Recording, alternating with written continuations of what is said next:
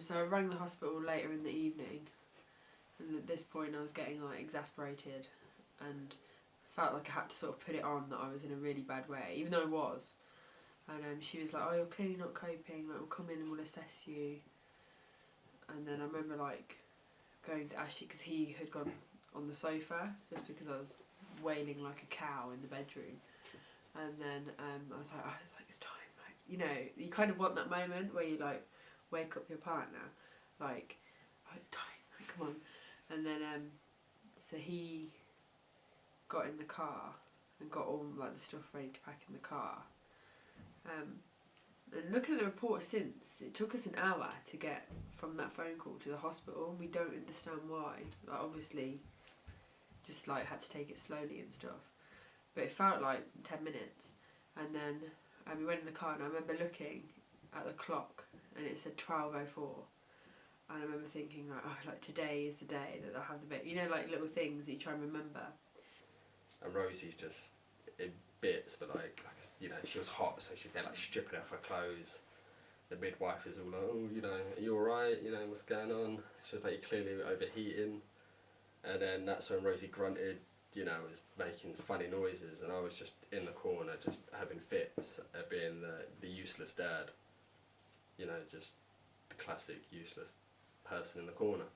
And like I said, I was just giggling my head off and being no help to anyone, so at this point I was sent off to go get the bags from the car. And that's when everything got turned upside down. And then I was like pushing, and I remember this blonde midwife looking at me like saying like, "You need to get this baby out now because he's in trouble." And like I remember thinking then like, just cut my legs off to get him out, anything, I don't even care, cut him out without even me being with pain relief, just get him out, just to save him, like whatever. And then I remember asking where Ashley was, because realising he'd like not been, you know, had gone to get the bag. And I remember them going like, "Someone go get Ashley, someone go get him," like, because he wasn't back. And then I gave birth to him, and it was silent. And I'm not joking, it's like the silence that still haunts me now. It was just, you expect that cry. And again, it was like TV and film where you're waiting for that cry.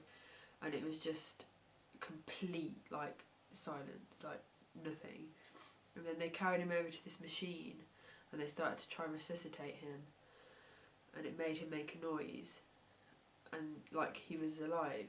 And I remember looking Ashley in the eyes, and that noise, and having that sense of relief of like, oh, he's okay, because it's always okay on TV, it's always okay.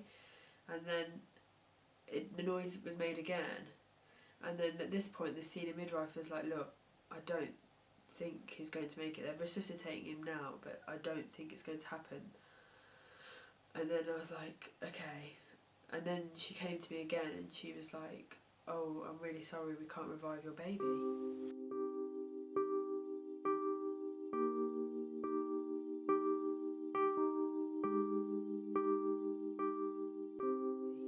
Blake came out, and as Blake came out, you could see there was like, what are they called? I mean, there was poo, but they've got a technical name for it, I don't know. He had pooed, and with that, I knew that's a bad sign, you know. And then I had a glance, and then that's when you could see Blake wasn't. His skin was blistered. It was sort of like peeling off. You imagine like if you pickled yourself in a jar, for instance, eventually your skin would just fall off, and it was just like that. And I think at that point I know it sounds cruel, but you almost didn't want him to be feeling this. You didn't want him to be alive. You didn't want him to wake up, because that would just be agony, wouldn't it? That would just be horrible. Obviously my mum then had to come down from Coventry, and my dad brought her with Eleanor, like, even though they're not together.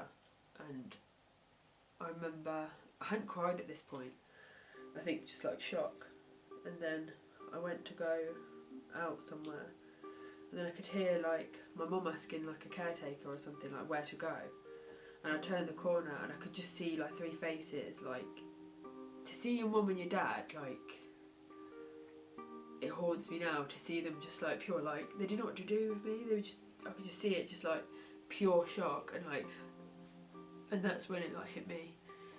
And I don't think I stopped crying for about 4 days, and it was just like weeping, sobbing, crying, like, and looking at like poems online and, you know, quotes. You just go in it for like days and days of just like weeping. And then my mum took me home with her, I think, to just look after me, because I think Ashley was just couldn't look after me. And then, but I felt like when she took me home that I was leaving Blake. I was going in like the opposite direction and leaving him alone. And a couple of days later we went to go back to see him and say goodbye. I remember having to put him down for the last time. And we just had to put him, like, yeah, just kissed him on his head and put him down, and that was it. Me and Rosie, I think, grieve very differently. She surrounded herself with friends, like Rosie's mum came down, I think your sister was down at one point, everyone came down and banded together for Rosie. Whereas we lived on the edge of Ashdown Forest, and I literally just spent my days just walking in the woods and just seeing how far I could get each day before it could get dark, really, and then turn around. After he died, like I said, we had loads of messages and cards of people, and then people who had had like miscarriages and stuff, which is like not the same, like 100% a miscarriage is not the same thing, because he was born, and then all you've got is, you know, like your scan photos, and then the photos that you took when he was born, like just those 24 hours in hospital. And I didn't realise until after that you could actually take the baby home in a cold cot, which I kind of wish now I had done to like show him where his home would have been, and like showed him his little nursery and stuff. So I went to like a counselling group, like at the hospital. She invited me, and it was other mums that had lost their babies at that hospital. And I remember we had to go round and say when our son, like our children were born, and it was like, I remember like almost like hyperventilating because they were going round. I knew it was my turn soon. That I had to say out loud that he wasn't here, and I just couldn't. I just cried, just like she had to say. And Ashley didn't come with me because he didn't want to go anywhere with me like that, so I had to go on my own, and it was really tough, sort of. But then you heard of the people that had like lost their baby and then couldn't have any more children, and then I thought, oh god, that must have been awful, because at least I had the hope that I could have other children. And then a woman who had like, there was something wrong with her baby, and then she'd also lost another one as well. So, but it was kind of, it felt weird, it kind of felt nice that there were people worse than you were. It was really strange. So a lot of this are when his funeral was, obviously we asked people to bring flowers, and we wanted them to be like wild, nice flowers, because that's where we lived. We didn't want like, you know, baby or Blake in the flowers. Like we just wanted nice, wild, like nice, fresh new things, especially being spring. So everyone brought flowers, apart from my dad, who brought like a cake of flowers. And I remember everyone walking with their like really big, like lovely bouquets, and he had like this little cake, and I could tell that he was like, oh no. But it was funny. But then everyone like wrote little cards for him, and I remember coming out of the funeral after and reading them, and I've kept them. And I remember it really nice as well, because people, they did just write like their names. They actually wrote like from Nana and Granddad, which meant like he was actually here.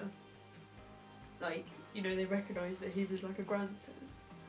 My head of department did like little rocks with Winnie the Pooh, because at his funeral I wrote him a letter to Blake, and like I said everything that I wanted for him and stuff like that. And then I got a quote from Winnie the Pooh, and it was like, because obviously we lived in Ashdown Forest, the quote was to do with Winnie the Pooh because that's where that's set, so it all linked together.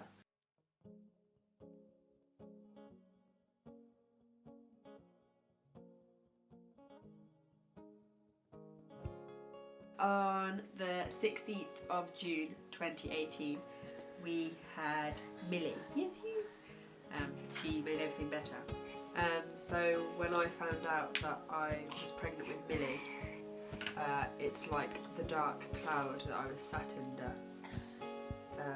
just disappeared.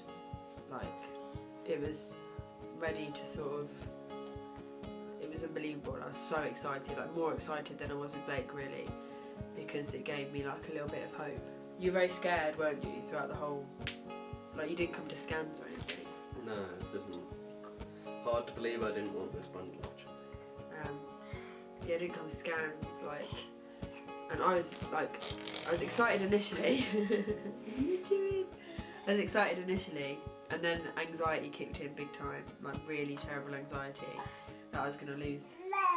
Yeah, that I was going to lose her, and the same thing was going to happen. Sometimes I feel like he misses out what she gets, and watching her hit every milestone is what I miss with Blake. So it's kind of like bittersweet sometimes. You just want to say to Blake that we think about you every day and we love you, and happy birthday every year. It's not going to be the day that you died, but the day you were born, and we'll keep letting a balloon off for you and hope that you can see it every year. Well, I'm sure we'll see you again.